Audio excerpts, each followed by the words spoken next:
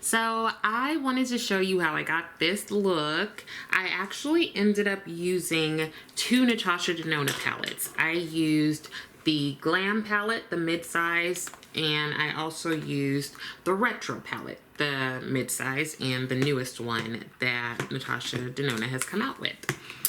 I wanted to use these two together because if you look on her website description, in the description of the Retro palette, there's some info that kind of states that these two are like companion palettes. So I personally don't know that I would have thought to put these two together if that hadn't been there. And the other thing is that the Glam palette is very new to me. Like, this is the first look I've ever done with it. I know that this is a palette that lots of people have, lots of people love, and I hesitated on it because I wasn't sure about the shades and how I would like them.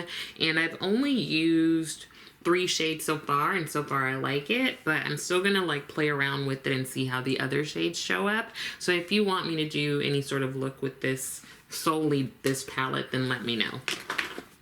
But if you put these two together, so they are said to be companions. And yeah, I just don't think that I would have thought to put them together. So I'm glad that that is noted on the website because that kind of pushed me to do something different.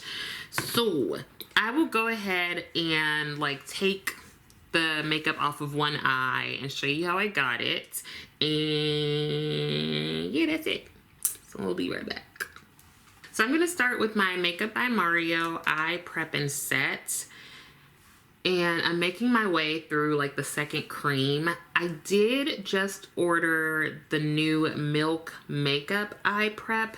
I didn't even realize it's like billed as an eye prep and a concealer prep, under eye concealer. So I'm really excited to try that. It is looking like it's the same formula as the Hydro Grip Primer.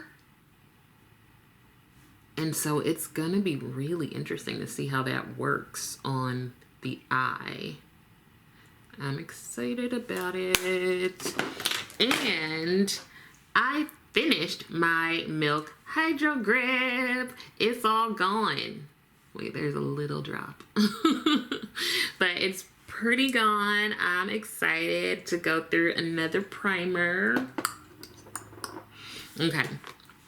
So the first thing I did for this look was go into this shade here, which is just labeled as Center Eyelid.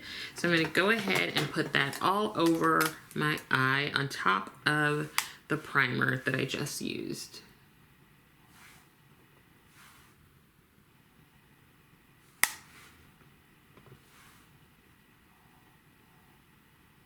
And once I do the rest of my eye, we can always go back in if we need to brighten that up a little bit. So now I'm going into the Retro palette, and I am going to take a brush and use Groove, which is this color here. And I'm taking this brush from BK Beauty, the 204. First, I'm going to start by kind of smudging the shade at the edge or the lash line here, the upper lash line. It doesn't have to be precise, but I am trying to stick to right at the lash line. So you can see that's starting to add a bit of smokiness. Actually, let me bring you in a bit closer. So I'm going to take that same shade on the same brush and I'm going to bring it out a bit.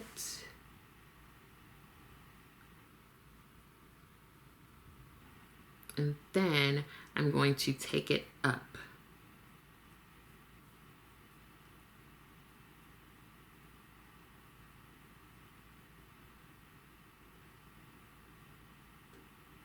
So I'm following like the natural curve here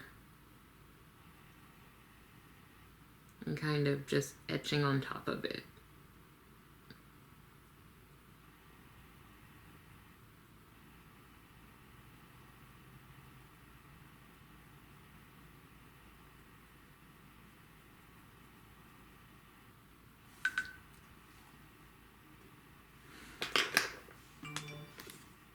lot happening right now. I'm gonna take this fluffy brush. This is the BK202, and I'm dipping into that same shade, Groove, and I'm just going to use this brush to blend it a bit.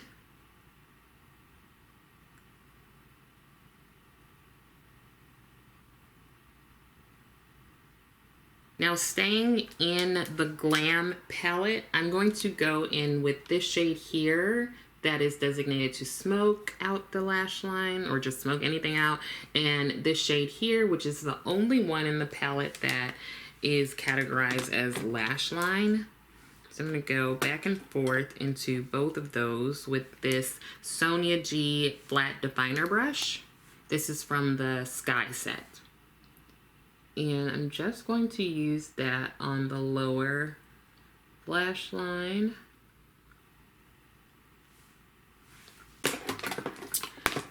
And then I'm gonna go back into the retro and use Rebellion, which is this shade here, to go on top of the two shades I just used.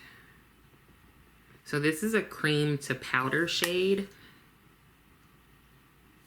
There are quite a few in this retro palette.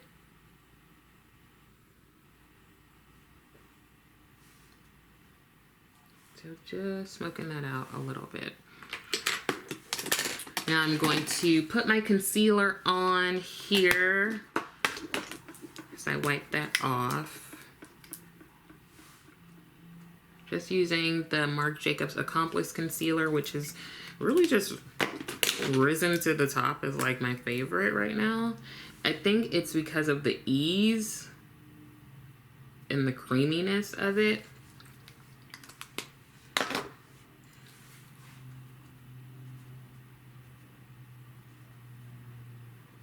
And I'm going to set that with my Pat McGrath setting powder.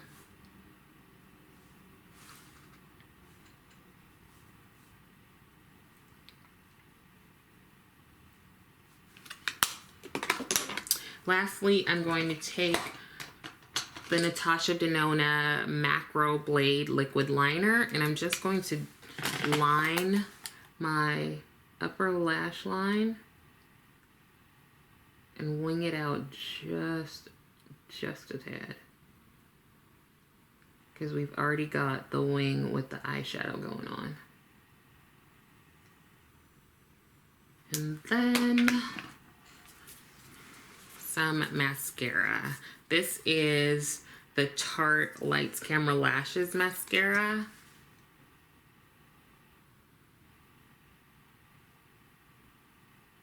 And what I've been doing, especially if I'm not going to put on false lashes, is I've been taking my mascara wand and I've been concentrating the mascara on like the outer half of my lashes and building that up